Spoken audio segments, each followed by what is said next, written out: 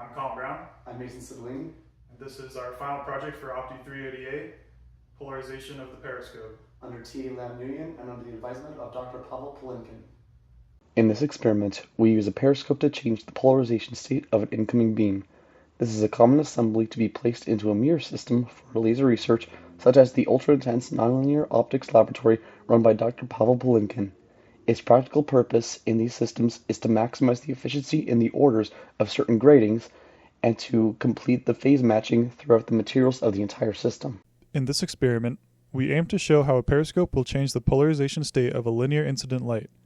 To do this, we aligned a beam using the dogleg, built the periscope with the primary mirror at the incident beam and the secondary at some increased height, added polarizers at the same orientation, and aligned the periscope to extinguish the reflected light. In this 3D simulation we created, you can see the path the light takes through the system.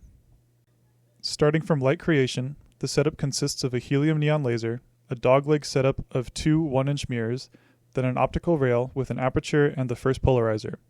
Then there is the 2-inch mirror periscope, the second polarizer, and finally our radiance meter. The output of the radiance meter goes into a transimpedance amplifier and finally into a digital multimeter to read the signal. To start the experiment, we would first need to align the incident beam with two 1-inch mirrors. An aperture would move between the near and far fields, and adjustments would be made to the mirrors until the beam went through the pinhole in both fields.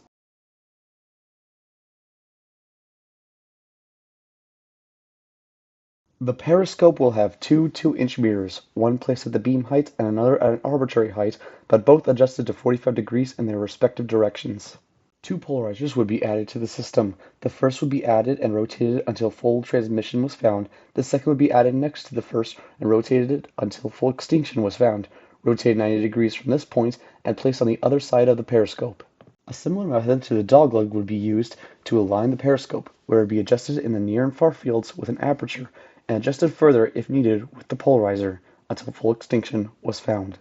The theory we are demonstrating is the rotation of the polarization of light when it passes through a periscope. Our experiment can be summarized using Jones' calculus as follows. First, the unpolarized light passes through a linear polarizer, producing Y-polarized light. Then, the periscope is represented as a 90-degree rotational matrix, with our setup being clockwise rotation, giving us a 0, -1, 1, 0 matrix. This results in X-polarized light. The light is then passed through another Y-polarizer, and if the system is correctly aligned, this results in complete extinction, as a perfect Y-polarizer will block all X-polarized light. To gauge the effectiveness of our results, we first characterized the system when the two polarizers were on the first rail together. At maximum transmission, a reading of 2.23 volts is attained, and at maximum extinction, 10 microvolts is read. In our experiment, we measured a voltage of 82 microvolts. After adjusting the second polarizer to find our theoretical best reading, we found our polarizer was off by 1 degree and attained a new minimum voltage of 66 microvolts. This indicates a very well aligned system, and also that the scratches on the mirrors introduce random polarization, as the value is above the theoretical minimum. In an ideal situation, we would be able to order more robust parts to have increased stability and certainty in the angle of the mirrors. While we were not able to completely extinguish the light using our experimental setup, what we were able to build proves that with the right materials, a periscope will flip the polarization state of an incident light.